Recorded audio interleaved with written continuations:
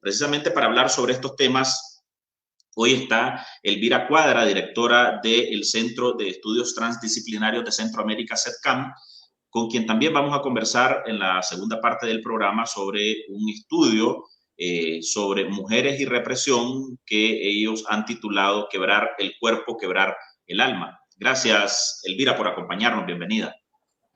Gracias, Álvaro, siempre por invitarnos a tu programa. Primero, Elvira, quisiera tus reacciones. Vos además sos una conocedora de temas de seguridad, has sido investigadora por muchos años del tema de seguridad, temas policiales, temas del ejército y por supuesto también la represión. Esta sanción del gobierno de Estados Unidos hoy contra Lenín Serna, ¿cómo puede ser leída? Sí, fíjate que yo creo que están sucediendo cosas muy interesantes porque hace meses que Estados Unidos no aplicaba sanciones y hoy hemos visto primero que anunciaron con anticipación que se iban a aplicar sanciones y que ahí iba a haber una declaración oficial del gobierno de Estados Unidos en relación con ese tema. Segundo, que golpea dos de las, digamos, de las ramas más importantes eh, o temas muy importantes. Uno es el tema del oro, sobre el cual se ha hablado mucho en relación al papel de Nicaragua y los vínculos con Venezuela en relación al tema del oro. Y eh, se sanciona también a una institución prácticamente completa, a todo su directorio y a esta persona en particular, a Lenín Serna, que es bien conocido por el papel que ha jugado a lo largo del tiempo, pero también porque es una persona muy cercana de Daniel Ortega, siempre ha sido conocido por ser una persona muy cercana a Daniel Ortega. Lo interesante también es el paquete de sanciones amplios a 500 personas a quienes Estados Unidos les ha retirado la visa para viajar a Estados Unidos y vinculados estas personas a diferentes instituciones públicas, ¿verdad?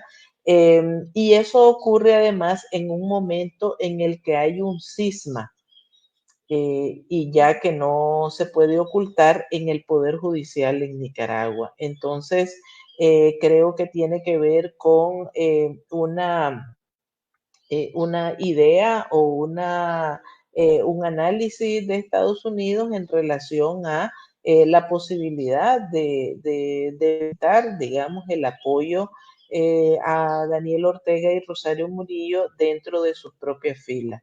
Es una de las explicaciones pues, que se podrían dar a este anuncio que se ha hecho hoy. Elvira, ¿cómo se puede leer? Vamos a ver, porque en Nicaragua se ha especulado mucho sobre Lenín Serna. Ese es un hombre bien oscuro, bien turbio y siempre ha andado como en la sombra, ¿verdad? O sea, él es muy poco público. Todo el mundo sabe que tiene fichas, que tiene poder en el sandinismo, que hay algunos personajes dentro de la Corte Suprema de Justicia, que no es ningún secreto, como la magistrada Juana Méndez, quien ahora asume el poder, y el magistrado Armando Juárez, el exfiscal Armando Juárez, responde a Lenín Serna. Pero también se dijo hace varios años que Lenín Serna había sido corrido de la Secretaría del Frente Sandinista por Rosario Murillo. Entonces todo el mundo tendría alguna expectativa que el grupo de Lenín Serna es como un contrapoder dentro del sandinismo y que además hay mucha expectativa sobre qué papel jugará él después de Daniel Ortega, tomando en cuenta ese odio que al parecer se tienen con Rosario Murillo.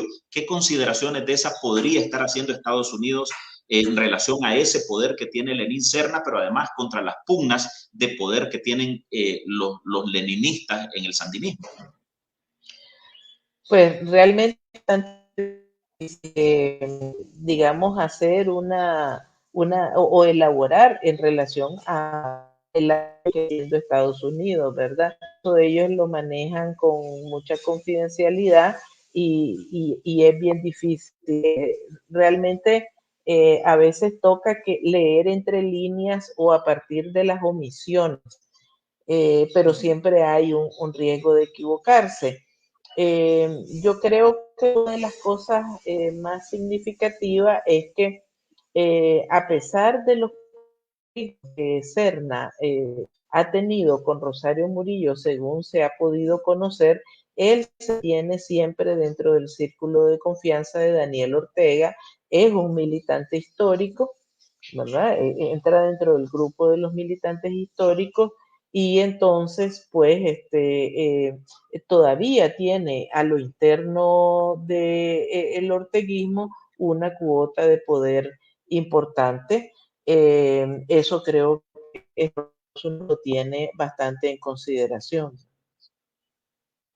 Ahora, en este momento, sancionar a Lenín Serna podría interpretarse como que hay algún tipo de interés de Estados Unidos de presionarlo a que se pase al lado de la democracia, porque bueno, creo que en el documento, en la resolución, dejan algo entrever, como que estas no son sanciones definitivas para apartarlos totalmente, sino es para presionar a que ellos se vuelvan del lado de la democracia. Es posible que Lenín Serna entonces reencauce su actuación. Pues la verdad, yo personalmente lo veo con mucha reserva esa posibilidad. Me parece que él es una persona que tiene su línea política y su cercanía bastante bien marcada, ¿verdad? Entonces lo veo difícil. Sí lo veo posible alrededor de otras personas que podrían estar vinculadas con él y que se encuentran también dentro de ese círculo de confianza. Entonces, es probable que sí tenga una influencia, pero no propiamente en otras personas. Vamos a ver qué pasa, por ejemplo, con el caso de Bayard Duarce, que es otro de los asesores de Daniel Ortega, que tiene mucha influencia en el sandinismo, pero que también se especula que podría estar un poco apartado de ese grupo de poder más operativo que encabeza Rosario Murillo. ¿Tendrá esto también algún mensaje a Bayard Duarce, Sí, que no ha sido sancionado? Es evidente que sí tiene un mensaje para ese grupo de militantes históricos que están más cerca de ese, digamos, anillo de poder alrededor de Daniel Ortega, ¿verdad? Y efectivamente, habría que ver qué efecto tiene. Ahora, esto de las sanciones a la empresa de oros, ¿qué impactos económicos podría tener para el régimen? Bueno, allí hay una red de relaciones y de vínculos. Hemos visto, por ejemplo, cómo el tema del oro se había venido convirtiendo en un rubro significativo en cuanto a las exportaciones del país. Entonces, realmente golpea fuerte a el económico Ortega Murillo y algunas de las operaciones que les dejaban muy buenos dividendos. Entonces, pues realmente tiene un efecto, sobre todo sobre ese grupo. Ahora, no se puede leer que estas sanciones a la Dirección General de Minas implique una restricción, un bloqueo a las exportaciones de oro hacia Estados Unidos, ¿o sí? No, porque lo y además mencionan que se amplían la autoridad para identificar a otras personas entre el Departamento del Tesoro y el Departamento de Estado a fin de aplicar sanciones a otros sectores o a otros rubros económicos que se consideren pertinentes desde ese punto de vista. Entonces, creo que hay otros sectores de la economía en Nicaragua que probablemente se van a ver afectados más adelante. No solo es el tema del oro.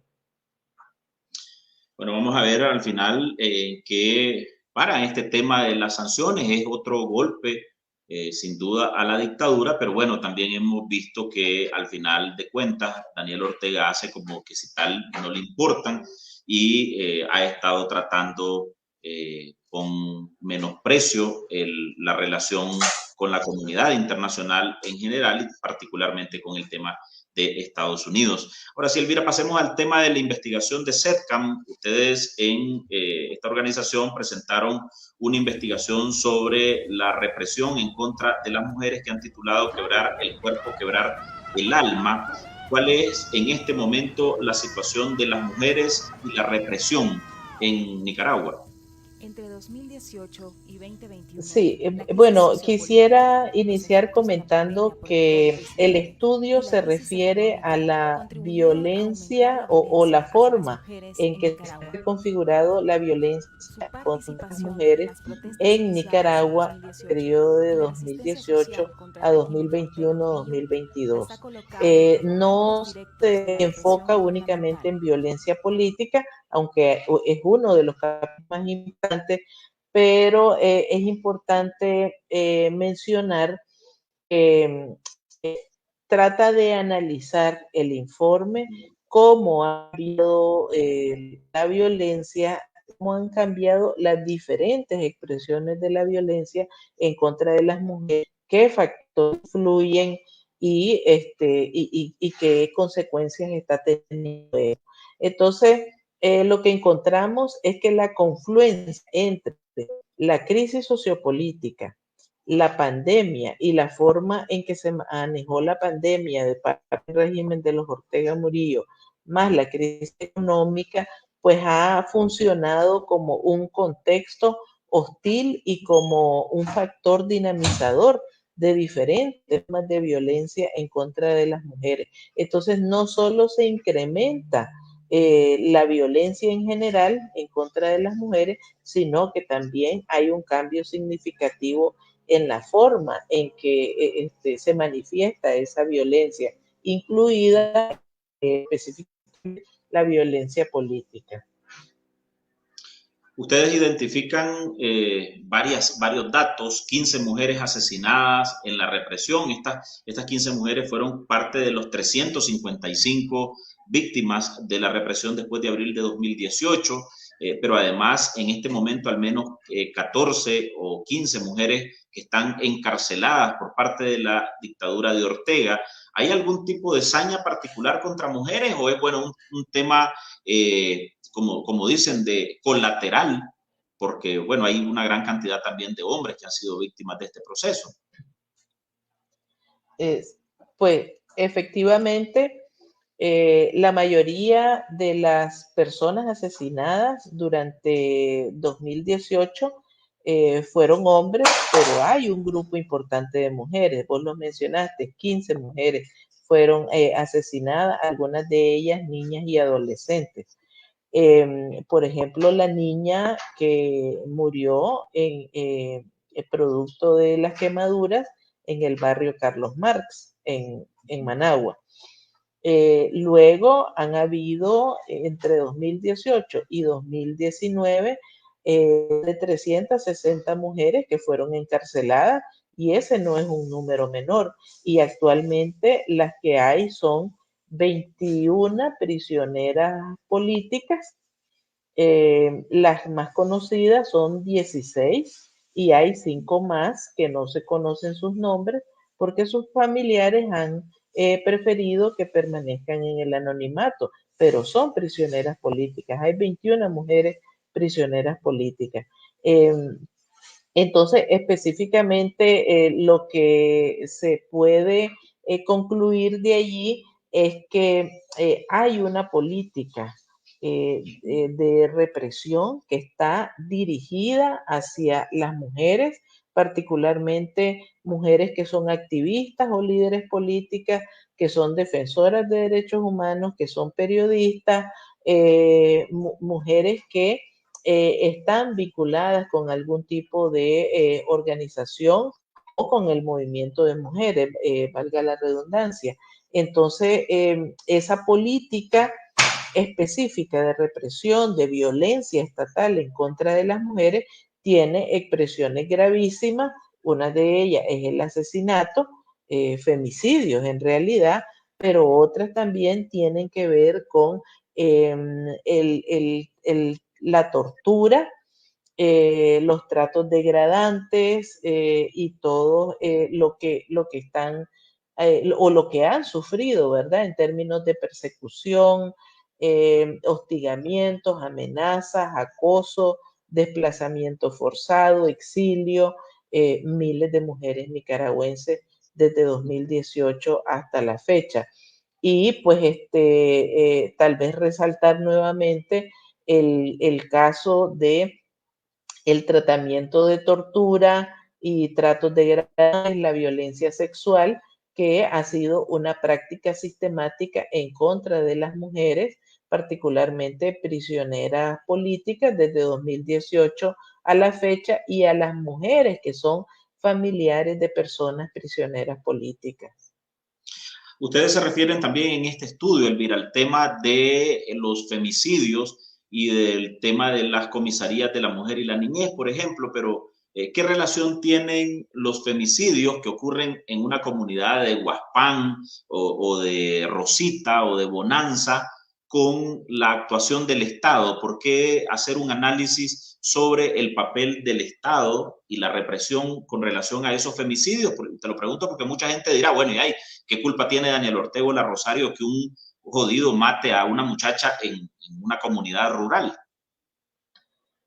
Pues es que hay una relación directa, y la relación directa, particularmente en este periodo que se ha analizado, es porque el Estado mismo se ha convertido en perpetrador, es decir, en el ejecutor directo de violencia en contra de las mujeres, no solo en términos políticos, sino también porque hay un marco jurídico en el país que ha sido dejado a un lado, es decir, no se está aplicando la ley y no se protegen los derechos de las mujeres, ni se previene, ni la violencia en contra de las mujeres, ni se le da ningún tipo de atención a las mujeres víctimas de la violencia. Por otro lado, es la impunidad con la que se han manejado una serie de situaciones desde 2018 para acá, ha funcionado también para realizar esa violencia directa, las agresiones, la violencia sexual, los femicidios en contra de las mujeres en general. Vale la pena mencionar, por ejemplo, que en el trabajo de indagación que hace Católicas por el Derecho a Decidir, se han identificado varios casos de hombres que han sido indultados en los últimos años y que han salido a nuevamente agredir y a intentar cometer femicidio en contra de mujeres. Entonces, esto te da una idea cómo hay una responsabilidad directa del Estado. Por otra parte, hay una serie de mecanismos institucionales como las comisarías de la mujer, que fueron cerradas un tiempo, luego se reabrieron, pero trabajan con un enfoque en el que el agresor tiene privilegios respecto a la víctima, y a la víctima, a la mujer víctima, se la obliga a mediar con su agresor en estas comisarías de la mujer. Entonces, eso realmente constituye una forma de violencia directa del Estado en contra de las mujeres que han estado expuestas a la violencia. Ustedes también se refieren en el estudio presentado por el CEDCAM a la pandemia del COVID-19 y a los huracanes ETA y IOTA. ¿Qué relación tiene esto con la crisis política que vive el país? Bueno, lo que sucede es que, como te decía al inicio, la crisis sociopolítica se volvió mucho más compleja cuando apareció, y el gobierno en Nicaragua, el régimen de los Ortega Murillo, decidió darle un tratamiento que contravenía todas las recomendaciones de los organismos internacionales de salud. Eso para las mujeres significó o ha tenido unas consecuencias que todavía no somos capaces de medir. En primer lugar, porque las mujeres tuvieron que tomar la decisión de, eh, eh, de adoptar de confinamiento voluntario dentro de sus casas para poder prevenir los contagios. En segundo lugar, eso significó que además de lo que implicó en términos de los cambios en la jornada laboral, el tipo de actividad económica que estaban realizando, pues entonces se duplicó su jornada de trabajo doméstico, les tocaba que atender a los niños que no estaban yendo a la escuela y se quedaban en la casa, tenían que atender a todo el resto de la familia y encima, si habían personas enfermas, entonces también tenían que atender a las personas enfermas de COVID. Entonces, esa fue una carga muy grande, muy pesada. Si vemos los datos, los mismos datos oficiales sobre la forma en que se incrementó en ese periodo, por ejemplo, la violencia sexual contra niñas y adolescentes y la forma en que se incrementó la violencia psicológica y la violencia intrafamiliar, entonces vemos cómo ese confinamiento y ese contexto hostil realmente tuvo consecuencias directas para las mujeres. En relación con los huracanes ETA e IOTA que se produjeron a finales del 2020, pues entonces esto se convirtió en un elemento adicional que ha afectado sobre todo a las mujeres de la costa Caribe, particularmente comunidades indígenas y mujeres de la comunidad afrodescendiente, porque causó mucha devastación, las colocó en una condición de mayor pobreza, de mayor precariedad, de mayor vulnerabilidad y pues más expuestas a ciertas formas de violencia. Yo estuve conversando además con una persona de la costa Caribe en una comunidad al norte de la costa Caribe y me estaba comentando, por ejemplo, que ahora con la tormenta que acaba de ocurrir, pues entonces todavía se agrava más la situación en la que se encuentran todas estas mujeres. En este estudio, en este análisis que ustedes hacen, Elvira, proponen mecanismos de autoprotección de las mujeres. ¿Cómo lograrlo en el país donde las organizaciones feministas que trabajaban con cercanía a la problemática de las mujeres, defendiendo derechos humanos de las mujeres, han sido aniquiladas? Es decir, ¿cómo se puede entonces en este momento, para ir concluyendo, hacer ese acuerpamiento entre mujeres en las comunidades cuando no tienen liderazgos con los cuales acercarse, arroparse, darse solidaridad?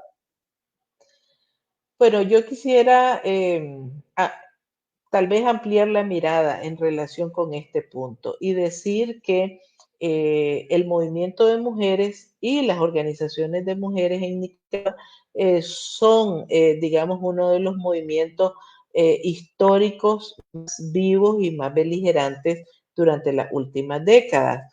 Hay muchos colectivos y muchos grupos de mujeres organizados.